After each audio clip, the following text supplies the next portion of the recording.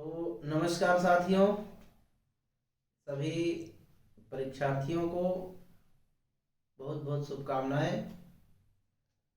आज के सेशन में हम बात करने वाले हैं शब्द परिचय के अगले बिंदुओं पर। जैसा कि पहले के वीडियोज में आपने शब्द परिचय पर चर्चा हुई है, शब्द की परिभाषा, शब्द के भेद।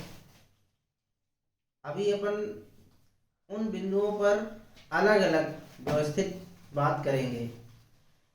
शब्द के उत्पत्ति के आधार पर जो भेद किए गए हैं, आज हम उन पर बात करेंगे।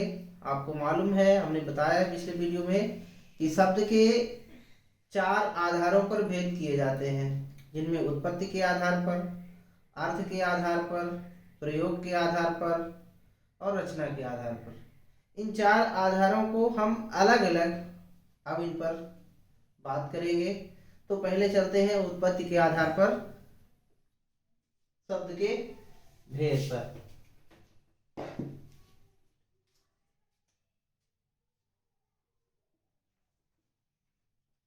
शब्द परिचय में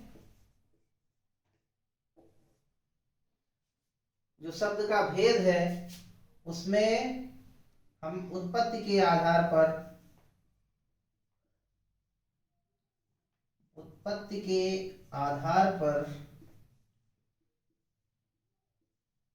शब्द भेद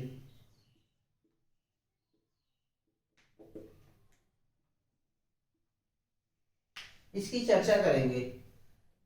पिछले वीडियो में हमने इस पर बात की थी, शब्द के सभी वर्गीकरण को एक सारणीबद्ध रूप में हमने आपको बताया था। आज हम इन पर थोड़ा सा इनको व्यवस्थित और विधिवत बात करने वाले हैं। जैसे कि उत्पत्ति के आधार पर जो शब्द के भेद हैं, वो मुख्य रूप से 5 प्रकार से उनको वर्गीकृत किया जाता है। पहला है तत्सम शब्द, दूसरा है तद्भव शब्द, तीसरा है देशज, चौथा है विदेशी और 5वां है संकर शब्द। जो देशज शब्द है, जो तत्सम शब्द है, उस पर बात करते हैं उत्पत्ति के आधार पर या स्रोत के आधार पर। इसे हम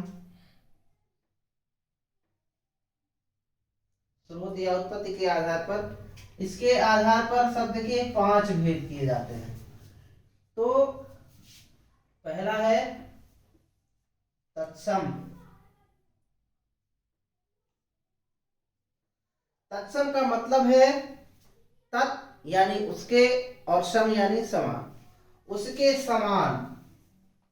2 शब्दों से बना है, तत् और सम। तो ये हो गया क्या? तत् और सम, उसके समान। यानी जो हिंदी भाषा के ऐसे शब्द, या इसे हम अर्थात हिंदी भाषा में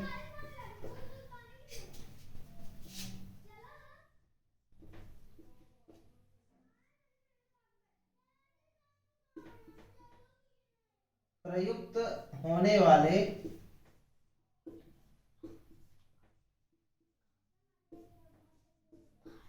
ऐसे शब्द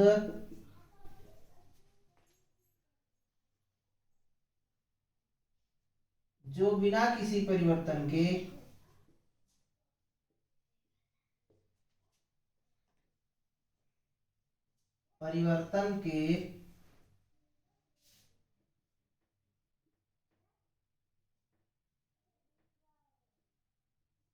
संस्कृत भाषा से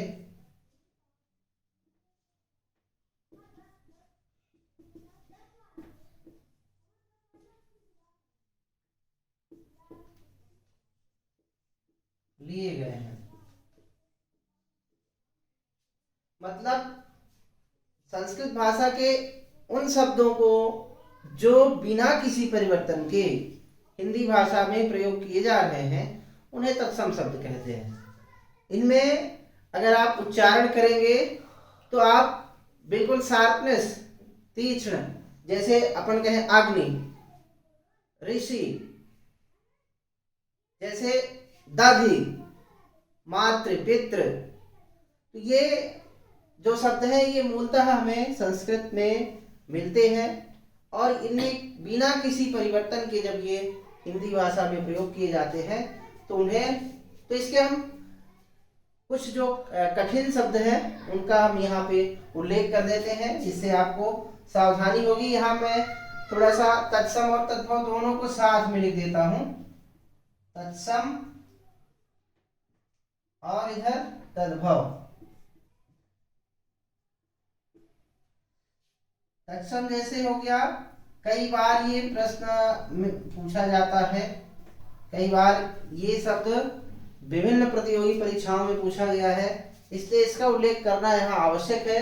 जैसे गोधूम है, इसको तद्भव इसका क्या है? गेहूं। गेहूं का संस्कृत शब्द है यानी तत्सम शब्द है गोधूम, और ये प्रश्न कई बार आया है। इसी प्रकार जो है अक्षि, अक्षि को तद्भव शब्द इसका है आंख।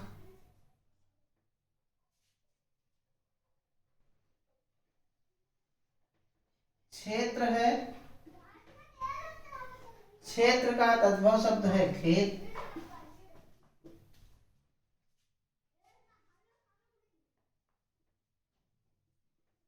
पितृ है, पितृ पिता, मातृ माता,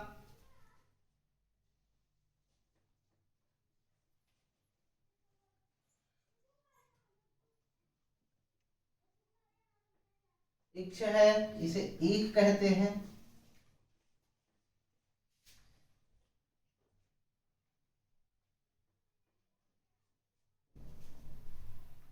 श्वशुर, श्वशुर को ससुर।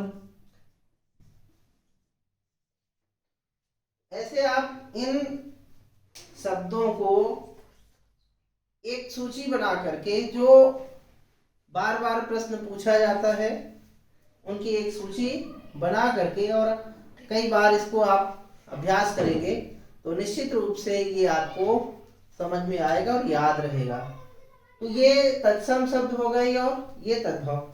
तद्भव की परिभाषा मैं यहाँ पे आपको बता देता हूँ। संस्कृत से रूप परिवर्तित होकर के जो हिंदी में प्रयोग किए जाते हैं, ऐसे शब्द जो संस्कृत भाषा से परिवर्तित होकर हिंदी में प्रयोग किए जाते हैं, उन्हें तद्भव शब्द कहते हैं। तो इसका मैं यहाँ पे उल्लेख कर देता हूँ।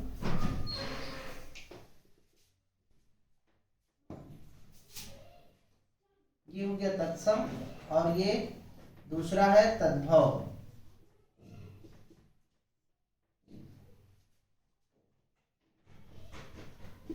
संस्कृत भाषा के ऐसे शब्द,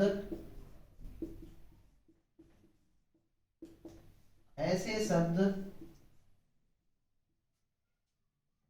जो परिवर्तित होकर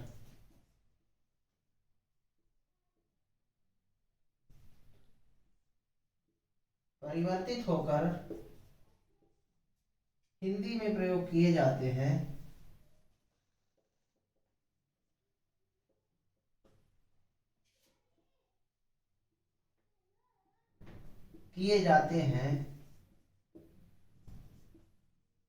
उन्हें तद्भव शब्द कहते हैं।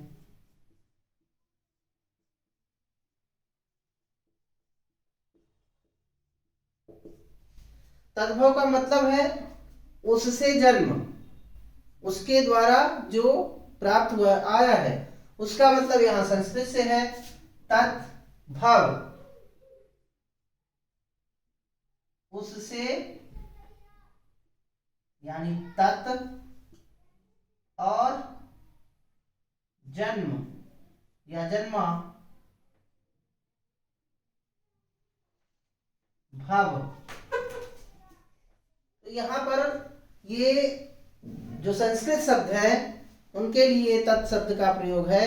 उससे ये जन्म जो शब्द है जिनमें कुछ परिवर्तन हुआ है, जिनका रूप बदला है, वो शब्द हिंदी में प्रयोग किए जाते हैं, उन्हें तद्भव शब्द कहते हैं। तो इस तरह से इसका उदाहरण हमने इसमें बता दिया है पहले ही। तो इसके आधार पर आप इसकी सोचिए, अपने पाठ्यक्रम को अपनी कुछ जो है एक नोट्स बनाते हुए उसमें करीब जो कठिन आपको लगे शब्द 100-50 शब्द 200 शब्द, उनकी एक बढ़िया विधिवत सूची बनाइए। मैं एक सूची आपको मैं अगले वीडियोज में मैं आपको एक सूची उपलब्ध कराऊंगा, तो उससे आप उनको नोट कर सकते हैं। तो ये तत्सम तद्भव हो गया। इसके बाद जो है तीसरा जो है वो है देशज शब्द।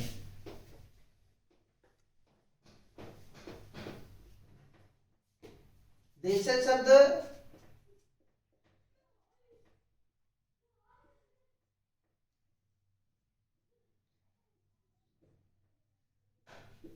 देशज शब्द क्या है? देशज देश में जन्मा, अर्थात जो स्थानीय रूप से जन्मे शब्द हैं, जो किसी भाषा के अंतर्गत जो बोलियां हैं या उस भाषा के स्थानीय स्तर पर जो शब्द जन्म लिए हैं, जो प्रचलित हुए हैं, उन्हें हम देशज शब्द कहते हैं। जैसे इसको हम कैसे बता सकते हैं कि भारतीय भाषा,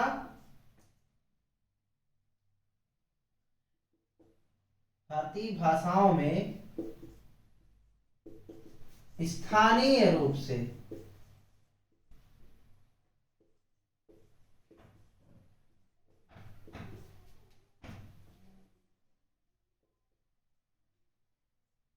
प्रचलित शब्द,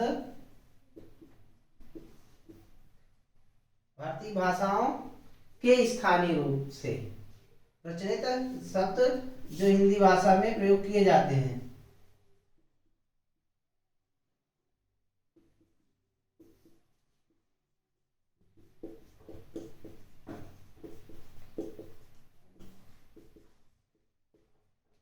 उन्हें देशज शब्द कहते हैं।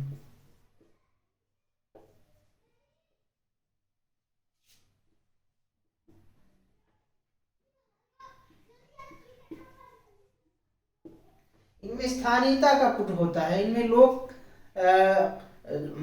लोकजन का जो है पुट होता है, इसमें स्थानीय जनमन का पुट होता है, तो स्थानीयता की प्रधानता होती है।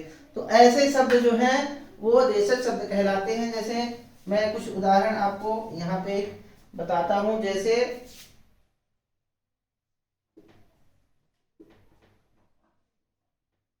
छानी, छप्पर, ढोर, डांगर, लोटा, जूता, ऐसे अनेक शब्द जो स्थानीय रूप से धीरे धीरे प्रचलित हुए हैं और उनका प्रयोग भाषा में हो रहा है, उन्हें देशज शब्द कहते हैं। तो ये देशज शब्द हैं, इनको क्षेत्रीय भाषा से आए हुए शब्द भी कहते हैं। इसके बाद अगला है इसमें विदेशी शब्द।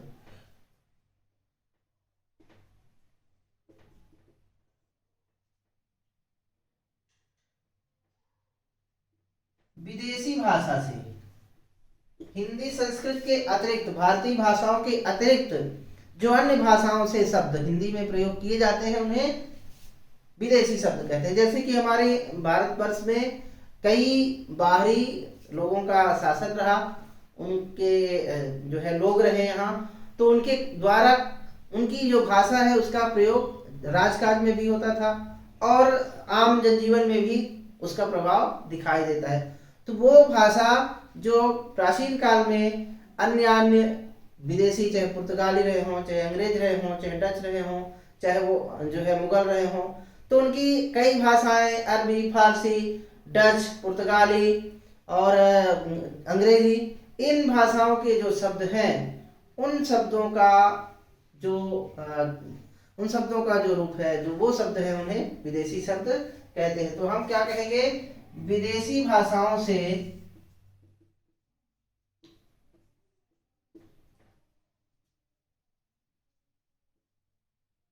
हिंदी भाषा में आए शब्दों को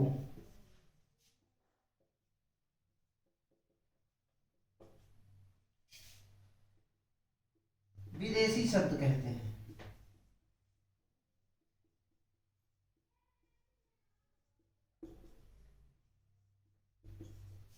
विदेशी भाषाओं में प्रमुख रूप से अंग्रेजी का बहुत प्रभाव है। हिंदी में अंग्रेजी के शब्दों का बहुत अधिक प्रभाव है और कई बार लोग ऐसा कहते हैं कि हिंदी को हिंग्लिश बोलने लगते हैं। हिंग्लिश मतलब हिंदी और इंग्लिश मिक्स। आजकल इतने इंग्लिश के शब्दों का प्रयोग हो रहा है कि वो पता नहीं चलता है कि ये हिंदी के शब्द हैं कि इंग्लिश के। जैसे कि रोजमर्रा के जीवन में हम जब विद्यालय जाते हैं तो प्रायः यह सुना जाता है कि स्कूल जाते हैं, या शर्ट पहन लीजिए, या शर्ट पैंट, इस तरह के शब्दों का बस, रेल, ट्रेन, तो ये जो है स्टेशन, ऐसे शब्द हैं जो इतना घुल मिल गए हैं कि वो पता नहीं चलता है कि ये हिंदी के शब्द हैं कि इंग्लिश के शब्द हैं। तो कई बार लोग इंग्लिश बोलने लगते हैं, हिंदी को इंग्लिश। तो ये जो है हिंदी की सामर्थ्य है, हिंदी की क्षमता है, जो वो दूसरे भाषा के शब्दों को आत्मसात करके और उन्हें अपने अनुसार ढाल लेती है। तो ये इसकी विशिष्टता है। इसी कारण वो आज दुनिया की बहुत समृद्ध भाषा के रूप में उभर कर सामने आई है। तो ये विदेशी शब्दों में जैसे इसमें कई जो है भाषाएं हैं। अंग्रेजी के शब्द हो गए, जैसा कि हमने बताया आपको अभी, स्कूल, शर्ट, पैंट, स्टेशन, बहुत सारे पारिभाषिक शब्द हैं जो अब आज विज्ञान के क्षेत्र में, तकनीकी के क्षेत्र में प्रयोग किए जाते हैं। उनका ज्यादातर जो है उनमें अंग्रेजी के शब्दों का प्रयोग किया गया है। तो इस तरह से हिंदी में अंग्रेजी के शब्दों की पर्याप्त भरमार आपको मिलती है। तो ये हो गया अंग्रेजी के शब्द। इसमें आप और भी बहुत सारे लिख सकते हैं। रेल है, ट्रेन है, बस है, ये इसको आप जो है लिखते जाएंगे। बाईसाइकिल है, तमाम ऐसे नाम आप लिख सकते हैं जो हिंदी में प्रयोग किए जा रहे हैं। फिर दूसरा है अरबी। अरबी और फारसी के भी बहुत सारे शब्द, चूंकि मुगलों का हमारे देश में शासन रहा तो उस समय राजकाज की भाषा भी वो अरबी फारसी थी, तो उसका प्रभाव आज भी बहुत दिखाई देता है। तो उसमें बहुत सारे शब्द हैं, जैसे आदमी है, ईमानदारी है,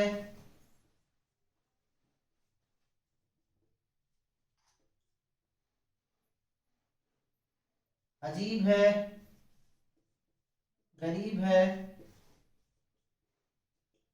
बहुत से ऐसे शब्द आप जो है, जो अदब है, अदा है, ऐसे बहुत से शब्द आपको अरबी भाषा के मिल जाएंगे। इसी तरह से फारसी के शब्द हैं। फारसी के शब्द भी बहुतायत में प्रयोग किए जाते हैं। फारसी में जैसे आप देखेंगे अंदाज है,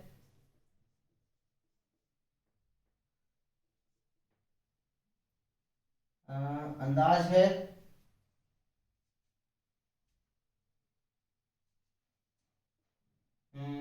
इसको मैं अभी आपको बताता हूँ। फिर है इसमें पुर्तगाली शब्द हो गया। पुर्तगाली में जैसे आलमारी हो गया, आलपीन हो गया, आलपीन, आलमारी, और ऐसे कई शब्द हैं। तो इसे आप जो है नोट करेंगे और इसको आप ध्यान रखेंगे। फिर चीनी शब्द का भी काफी प्रयोग मिलता है। चीनी शब्द है, और इसके अलावा पुर्तगाली, फ्रेंच, जिनका कई ऐसी भाषाएं हैं जिनके शब्द मिलते हैं, लेकिन अधिकांश रूप में पर्याप्त मात्रा में जो शब्दों का प्रयोग है उनमें इंग्लिश के शब्द का प्रयोग है, अरबी फारसी के और पुर्तगाली के। चाइनीज के भी कुछ शब्दों का प्रयोग मिलता है, जैसे चीनू, चीनी, चीकू, चीनी, लीची, ये जो है चीनी के शब्द हैं। तो इनसे प्रश्न आता है, इसलिए आपको इनको ध्यान रखना है। कोई भी प्रतियोगी परीक्षा होती है तो उसमें इनसे प्रश्न आता है। जैसे चीनी शब्द हो गए क्या, लीची, चीकू,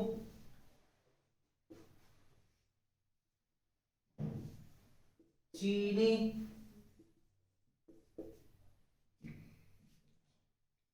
चीनी, चीकू, लीची और चाय, ऐसे शब्द जो है ये चीनी भाषा के शब्द हैं।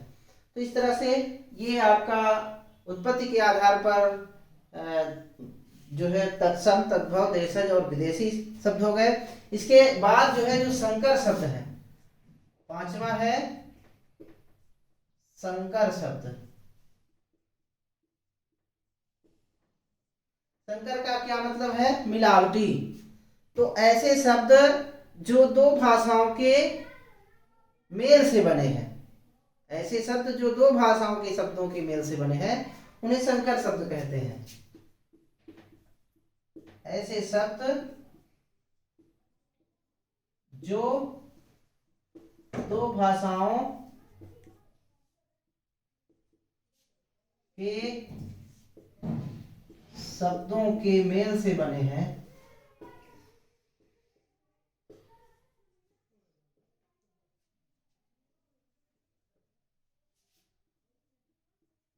उन्हें संकर शब्द कहते हैं।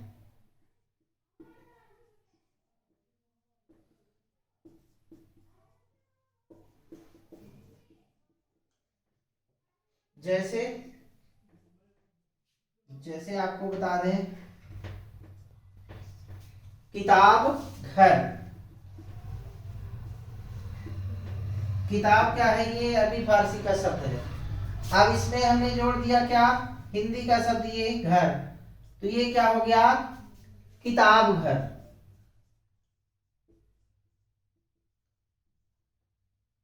जैसे हाथ गाड़ी, हाथ हो गया, ये अरबी फारसी का शब्द है और उसमें हम गाड़ी जोड़ दिए तो हाथ गाड़ी हो गई।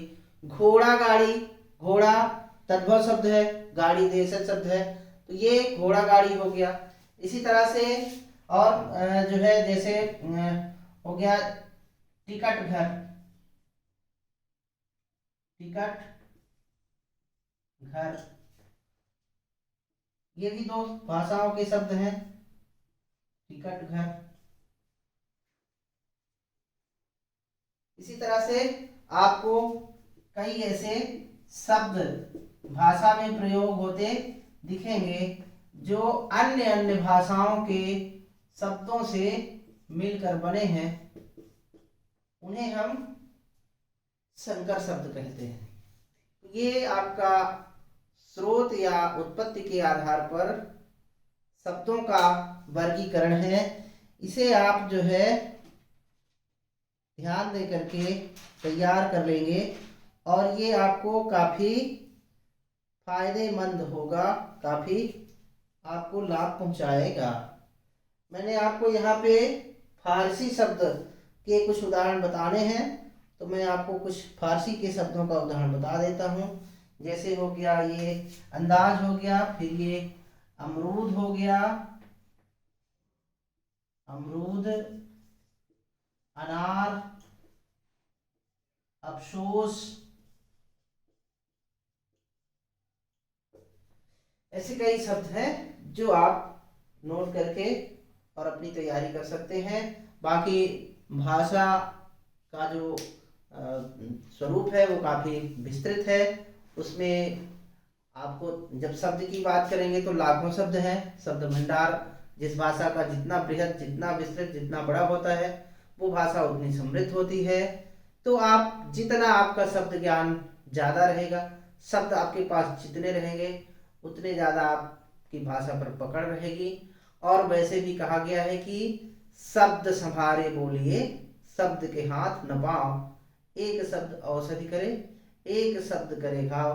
तो शब्दों की महिमा जो है वो अनंत है।